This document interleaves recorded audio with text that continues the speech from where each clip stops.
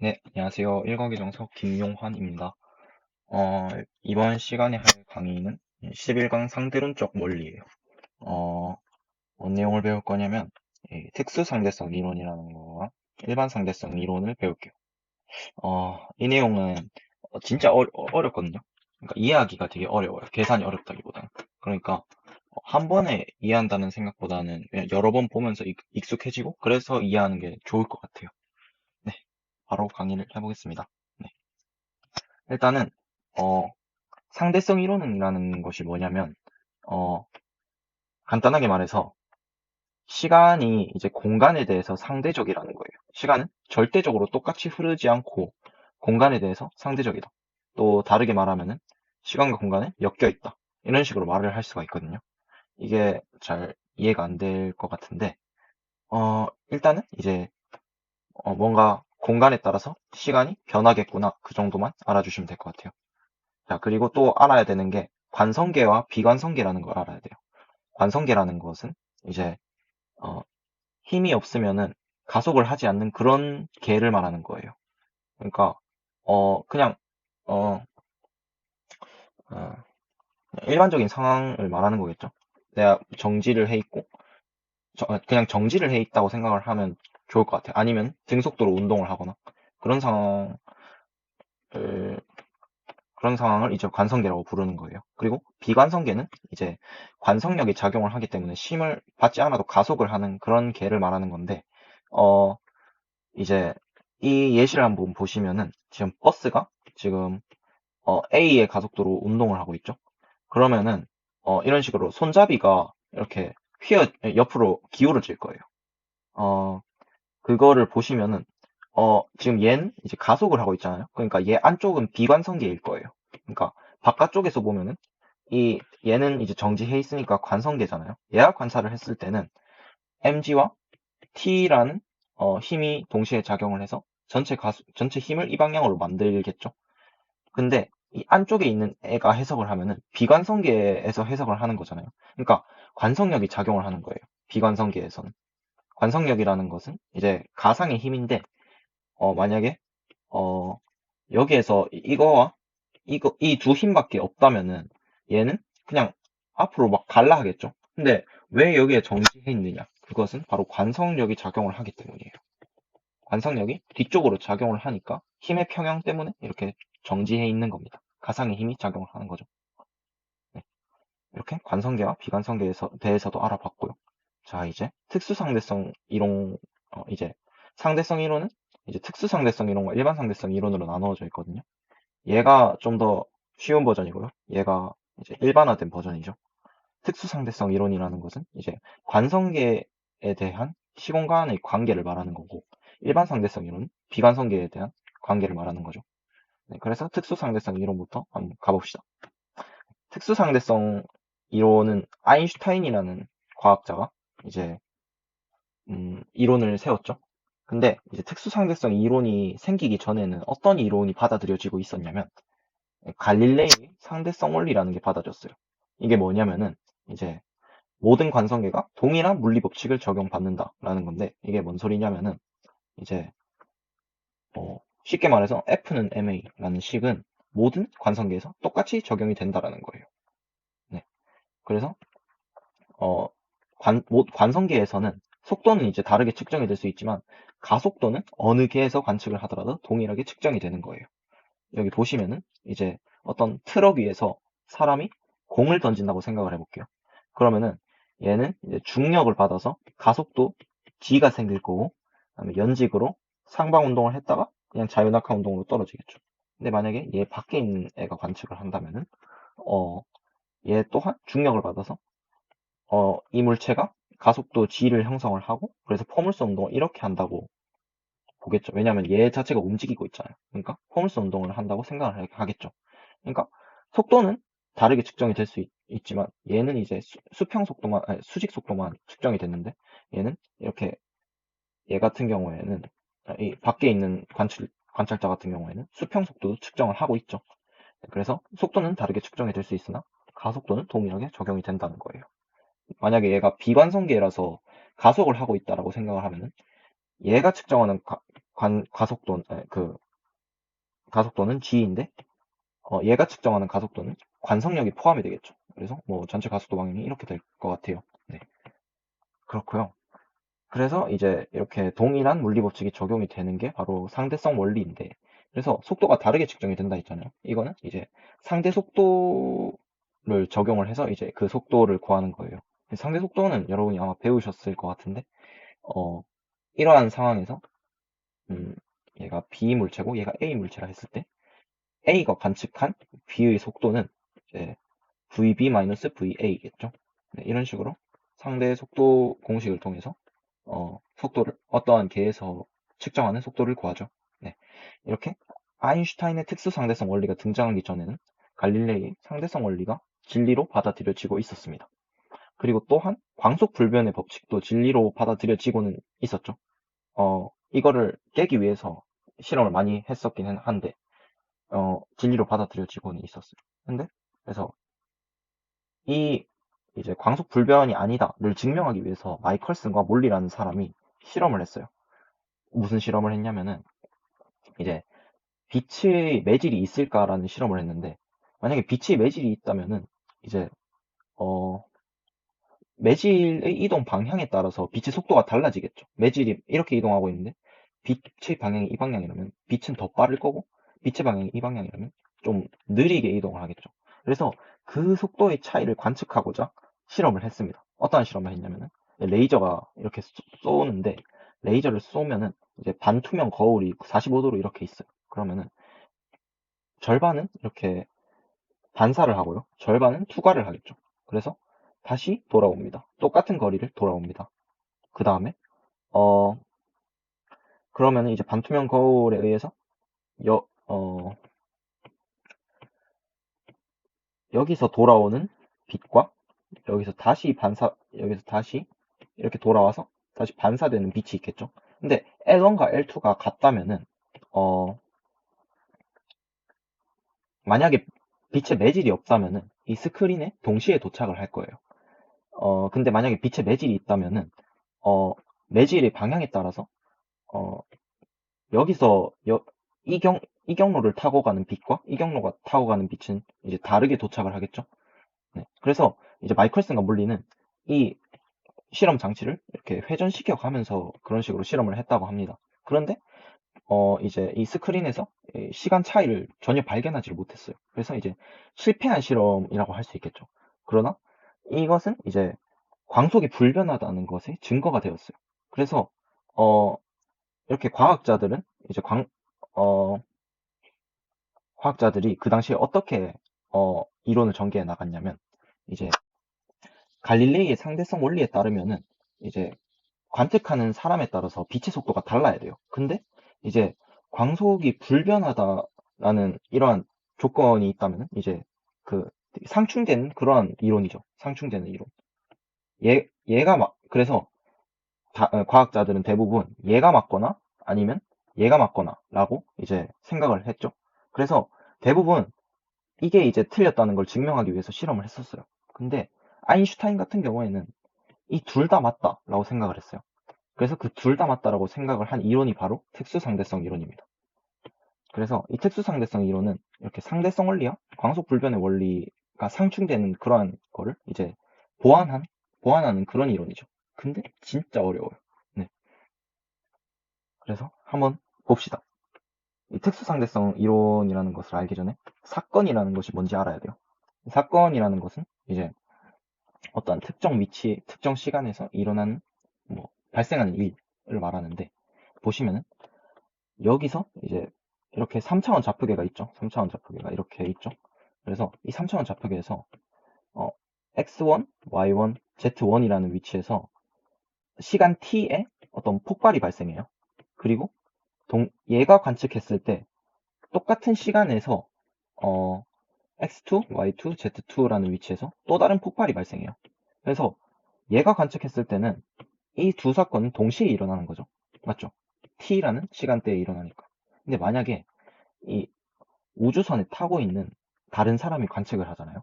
그러면은 이 두 사건은 동시가 아닐 수가 있어. 그러니까 두 사건이 일어나는 이 거리 있죠. 이 거리도 다르게 측정이 되고요. 그리고 두 사건은 동시에 일어난 사건이 아니게 측정이 돼요. 얘가 먼저 일어나고 얘가 먼저 일어난 걸로 관찰을 하거나 그런 식으로 관찰이 되겠죠. 그래서 이제 이렇게 위치가 다르다면은 누가 관측하냐에 따라서 어떤 관성계에서 관측하냐에 따라서 동시일 수도 있고 아닐 수도 있어요. 이것을 이제 동시성의 상대성이라고 하거든요. 동시성이 이제 관측계에 따라 동시라는 것이 이제 그 측정하는 관성계에 따라서 동시일 수도 있고 아닐 수도 있다. 그게 바로 동시성의 상대성입니다. 그래서 만약에 위치와 시간이 모두 같은 사건은 어느 관성계에서나 그 동시에 발생을 해요.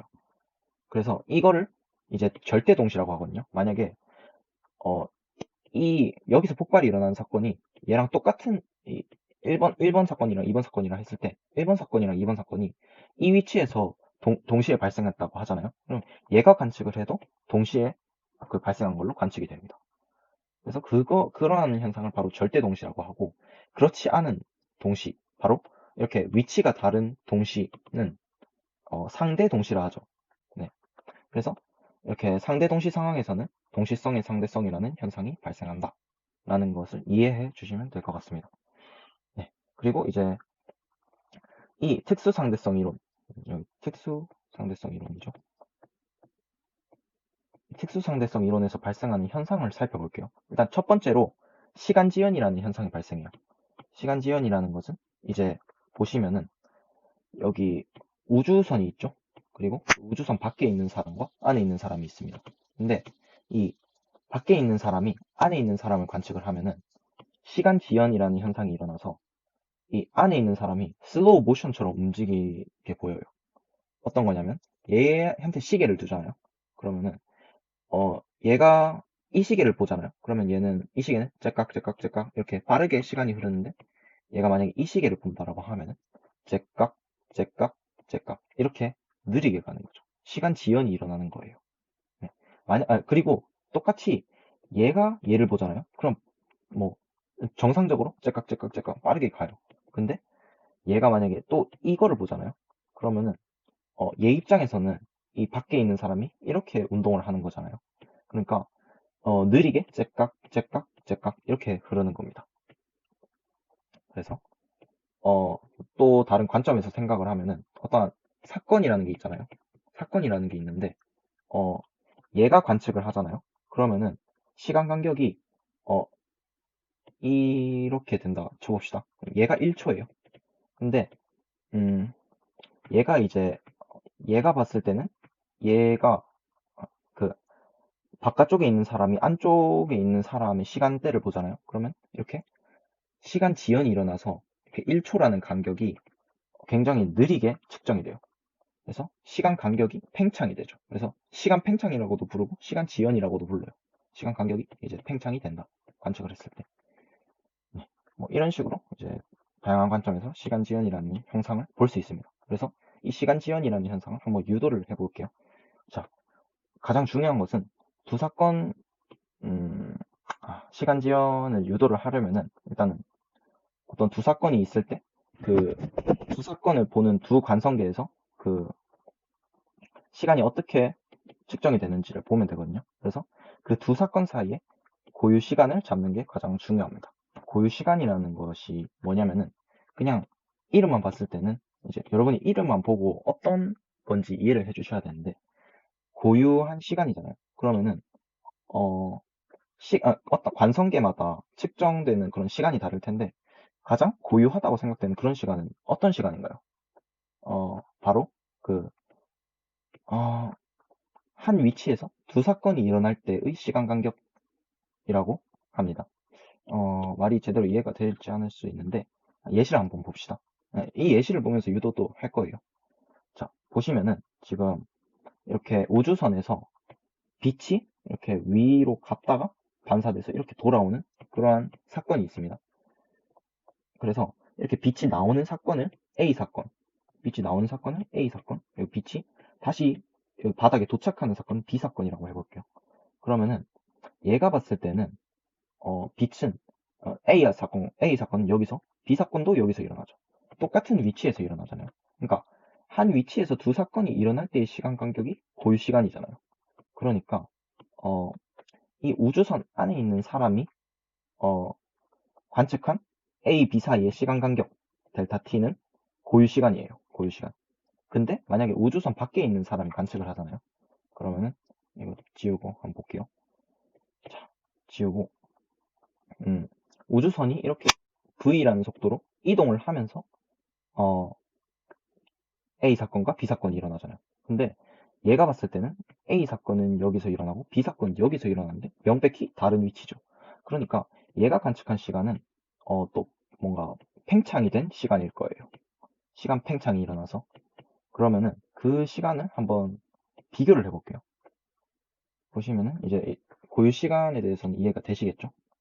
바로 한 위치에서 두 사건이 동시에 일어날 때 그 관성계에서 측정한 시간이 바로 고유 시간이다 라는 거죠. 이 관성계는 두 사건이 다른 위치에서 일어나니까 팽창된 시간이겠죠.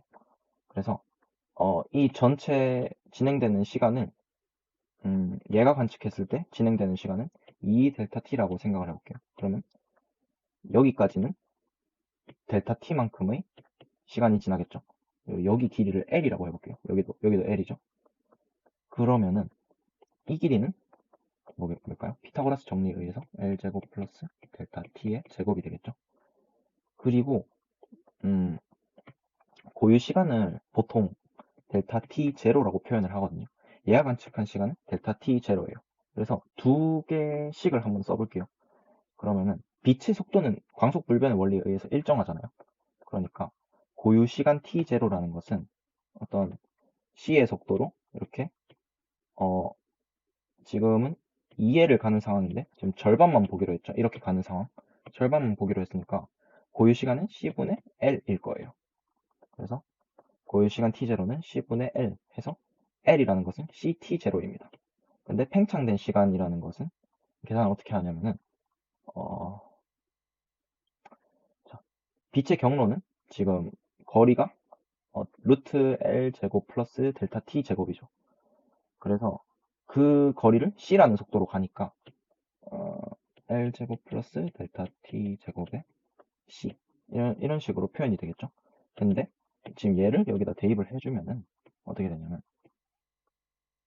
C에 C제곱 델타 T 델타를 써야겠죠. 그래서 C제곱 델타 T 제로 제곱 플러스 델타 T 제곱 얘는 팽창된 시간, 얘는 고유 시간이죠. 그래서 이렇게 표현이 되는데 그래서 제곱을 해서 정리를 해주면은 이제 C 델타 T 제곱을 해서 정리를 해주면은 얘를 넘겨주면 되겠죠. 잠시만요. 여기가 V 네. 여긴 시간 간격이니까 V라는 속도로 가니까 이 거리는 V 델타 T죠. 그러니까 이렇게 나타내 줄 수가 있고 V제곱 델타 T제곱 그 다음에 V제곱 델타 T제곱 이렇게 표현이 되는데 V제곱 델타 T제곱이라 해서 델타 T라는 것은 정리를 하면은 이렇게 되죠. 그래서 얘 자체를 하나의 상수로 취급을 하겠다고 생각을 하면 걔를 이제 감마라고 표현을 할 수가 있습니다. 그래서 그 감마는 이제 루트 c제곱분의 v제곱 분의 루트 c제곱 마이너스 v제곱분의 c라고 표현을 하는데 통상적으로는 이렇게 표현을 해요. 그러면은 얘는 1보다 작은데 얘는 1이잖아요. 그러니까 전체 값은 항상 1보다 크겠죠. 그러니까 이 시간은 고유 시간에서 1보다 큰 값을 곱하니까 항상 팽창이 되는 겁니다. 항상 고유 시간보다 길게 돼요. 네, 그래서 이게 바로 시간 지연이라는 현상이고요. 두 번째, 길이 수축이라는 현상을 볼게요. 자, 길이 수축이라는 현상도 중요한 게 고유 시간과 고유 길이를 구하는 게 가장 중요합니다. 그래서 고유 길이가 무엇이냐면은 이름에서 봤을 때 관성계에서 어떤 관성계에서 측정하냐에 따라서 길이는 다를 거예요. 두 사건이 일어나는 위치의 길이는 다르겠죠. 그런데 이 고유 길이라는 것은 이제 뭘 고유 길이로 잡을까요? 바로 이렇게 로켓이라는 관성계가 있잖아요. 그러면은 로켓 안에서 봤을 때는 행성들이 A, B라는 행성이 있으면 이렇게 뒤로 이동을 하겠죠. 그럼 그때는 그때 길이가 아니라 이렇게 A, B가 정지한 그런 관성계에서 측정한 길이가 바로 고유 길이입니다. 정리를 해서 한 관성계에 대해서 위치가 변하지 않는 어, 음, 한 관성계에 대해서 네, 한 관성계에 대해서 위치가 변하지 않는 두 지점 사이의 거리라고 했는데 이 A 위에 있는 사람이 만약에 이 거리를 재면 A와 B는 위치가 변하지 않죠. 그래서 그 관성계에서 측정한 거리가 바로 고유 길이입니다. 그래서 한번 봅시다. 자, 1이라는 행성이 있고요. 2라는 행성이 있습니다. 자, 1이라는 행성에 규호라고 할까요? 규호가 있고요. 그리고 우주선이 있는데 우주선은 1이라는 행성에서 2라는 행성으로 이동을 하고 있어요. V라는 속도로. 그래서 여기에 용환이가 타고 있습니다. 그래서 자, 보시면 고유 길이 누가 고유 길이를 측정하고 누가 고유 시간을 측정하는지 한번 확인을 해볼게요. 규호가 봤을 때는 1과 2의 행성이 정지해 있어요. 그러니까 규호는 고유 길이를 측정을 하겠죠. 자동적으로 용환이는 다른 수축된 길이라고 할까요? 수축된 길이를 측정을 하고요. 그리고 용환이가 봤을 때는 용환이가 만약에 이렇게 우주선 창문을 통해서 바라볼 때 1에 도착하는 지금 측정하는 것은 우주선이 1에 도착하는 사건과 2에 도착하는 사건을 측정을 할 거예요. 근데 지금 용환이는 우주선 밖으로 1행성을 1행성이 도착을 했을 때 사건이 일어나고요. 그 다음에 또 2행성이 도착을 했을 때 사건이 일어나요. 그래서 두 사건은 똑같이 우주선 밖에 어느 지점에서 일어나죠. 그러니까 용환이는 같은 위치에서 두 사건을 측정을 하니까 용환이는 고유 시간을 측정을 할 거예요. 근데 규호 같은 경우에는 1번 사건은 여기서 일어나고 2번 사건은 여기서 일어나죠. 그러니까 다른 위치에서 사건의 시간을 측정하니까 팽창된 시간일 거예요. 근데 얘는 아까 유도했다시피 감마 T0죠. 그러니까 관계식을 한번 써보죠. 자, 규호 같은 경우에는 L0가 VT, L0가 이제 L0라는 길이를 VT로 측정을 하는데 여기서 T는 감마 VT0예요. 감마 T0죠. T가. 그러니까 이제 VT0라는 것은 얘를 이렇게 분모로 넘겨주면 이렇게 정리가 되죠. 근데 용환이는 이제 L이라는 길이를 V 곱하기 T0로 측정을 합니다. 근데 여기서 보시다시피 VT0는 감마분의 T0라고 측정이 됐네요. 그러면은 L이라는 것은 감마분의 L0라고 적을 수 있겠죠.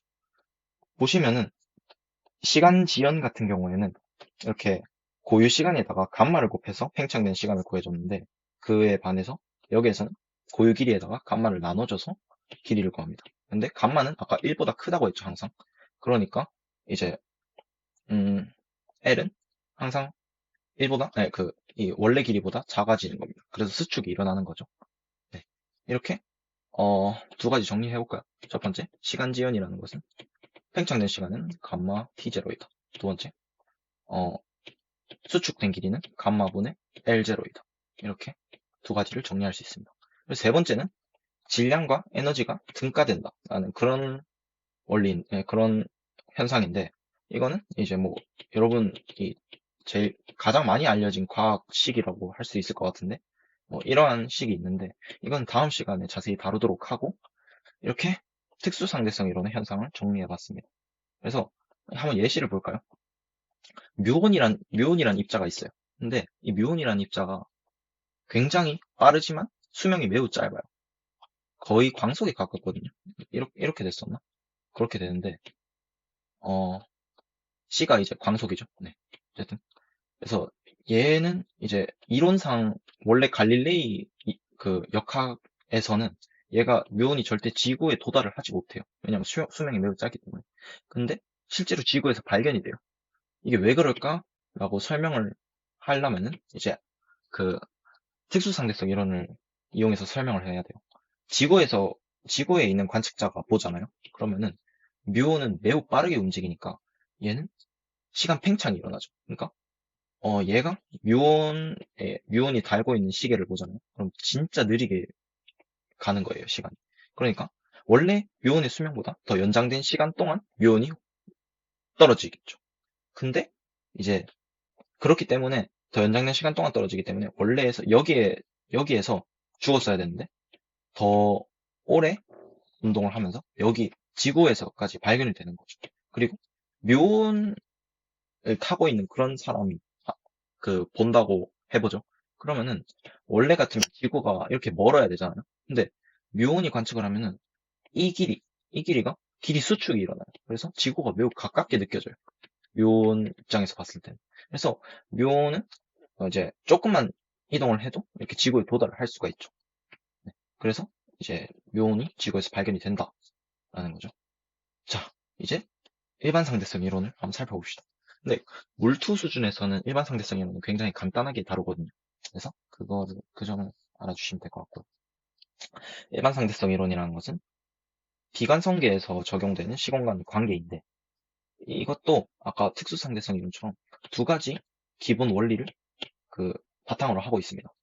아까도 나왔었는데 이제 상대성 원리. 어, 참고로 이제 상대성 원리와 상대성 이론은 아예 다른 거예요. 얘는 네, 상대성 원리가 기반이 되어서 상대성 이론이 탄생을 한 거죠. 자, 근데 특수상대성 이론에서 적용되는 상대성 원리는 이제 모든 관성계에서 동일한 그런 운동 법칙이 적용된다는 건데 일반 상대성 이론에서 상대성 원리는 가속 좌표계와 관성 좌표계 모두 물리 법칙이 동일하게 적용된다는 거예요. 이게 뭐 가속 좌표계는 관성력도 있는데 왜 그렇게 말을 하느냐라고 생각을 하실 수 있는데 두 번째 등가 원리를 보시면은 관성력과 중력은 구분이 불가하다라고 하죠. 그러니까 이제 관성 좌표계에서 뭐 중력이 작용하는 거랑 뭐 가속 좌표계에서 뭐 관성력이 작용하는 거랑 동일하게 본다는 거예요. 그래서 모든 물리 법칙이 동일하게 적용이 된다고 하는 거죠. 그래서 이 두 가지 원리를 토대로 한번 우주선의 상황을 봅시다. 우주선이 A라는 가속도로 가속되고 있어요. 그러면 이렇게 물체가 떨어지겠죠. 근데 이 우주선 안에 있는 관측자가 이 물체를 관측을 하면은 물체가 중력 때문에 떨어지는지 관성력 때문에 떨어지는지 구분을 할 수가 없어요. 그러니까 이제 아인슈타인은 중력이랑 관성력을 그냥 애초에 구분을 할 수 없는 게 아닌가라고 생각을 했죠. 그래서 한번 어, 일어나는 현상을 한번 봅시다. 일반 상대성 이론에 의해서. 네. 일단은 관성력과 중력에 의한 빛이 휘어짐이라는 현상이 일어나요. 이거는 이제 만약에 이렇게 하이탑 사진을 가져왔는데 철수가 만약에 이렇게 일직선으로 빛을 쐈어요. 근데 이 우주선은 가속 운동을 하고 있죠. 그러면 흰색으로 할까? 가속 운동을 하고 있죠. 그러면은 우주선 안에 있는 영수 입장에서는 이 빛은 이렇게 포물선을 그리게 돼요. 그러니까 이제 어, 이렇게 빛이 가속 운동을 해서 빛이 휘어진 거죠. 그러니까 이 빛이 관성력을 받았다고 해석을 한 거예요. 아인슈타인은 관성력을 받아서 빛이 휘어졌다고 해석을 한 거예요. 근데 이제 아까 관성력이랑 중력은 구분을 할 수가 없다고 했죠. 그래서 아인슈타인은 중력에 의해서도 빛이 휘어질 것이다 라고 생각을 한 거죠.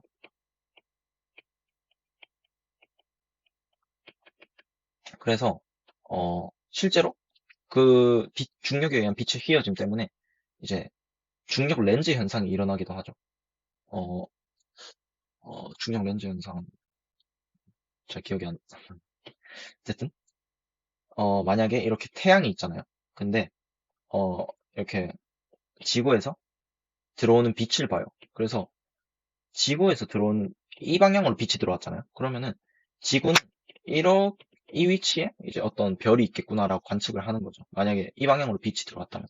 근데 실제로는 이제 태양에 의해서 빛이 휘어진 거예요. 실제 경로는 여기에 별이 있고 이렇게 중력에 의해서 빛이 휘어져서 이렇게 우리 눈에 들어오는 거예요. 그래서 이거를 이제 실제로 관측도 해서 일반 상대성 이론이 맞다는 걸 증명도 했었고요. 네. 그렇게 중력과 관성력에 의해서 빛이 휘어짐이라는 현상이 일어난다는 거죠. 그리고 또 이렇게 중력에 의해서 시간 지연이 일어나는 거예요. 자, 보시면은 이렇게 원판에서 지금 시계가 돌고 있죠. 그러면은 이 밖에 있는 관측자가 봤을 때는 시계 A는 중심에 가만히 있고 B는 계속 움직이죠. 그러니까 B는 계속 이제 시간 지연이 일어나는 거예요. 얘가 봤을 때. 그래서 얘는 굉장히 느리게 가죠.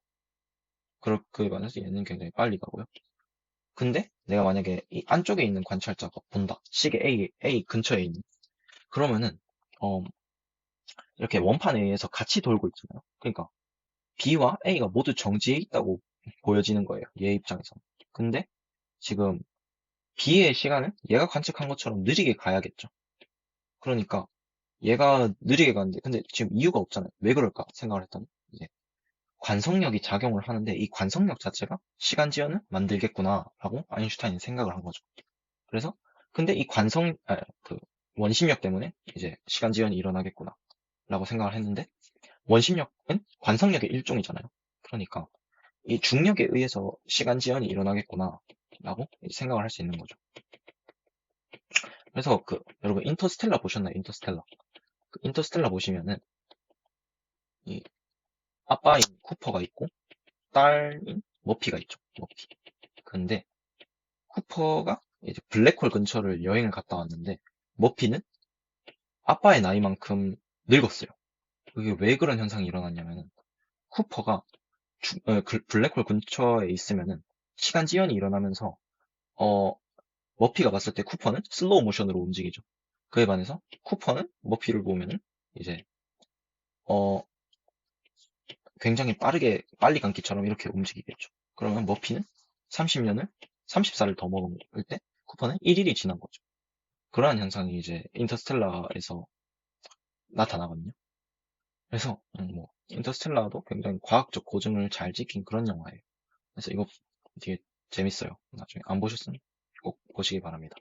네, 네, 이상 이제 뭐 일단 11강 내용도 다 마친 것 같네요. 네, 수고하셨습니다.